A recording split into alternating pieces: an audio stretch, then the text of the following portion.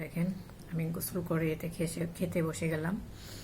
এটা হয়েছে মুরগির বিরিয়ানি।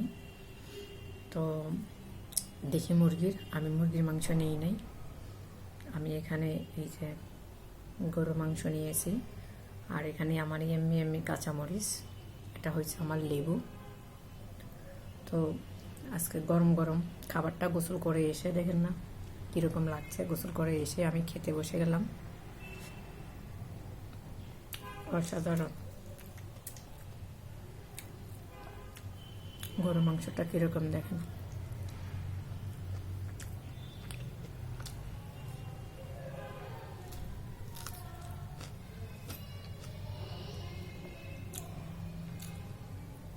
কাঁচামরিচটা দেখতে ছোট হলে কি হবে, অনেক ঝাল, কিন্তু ইয়াম্মি।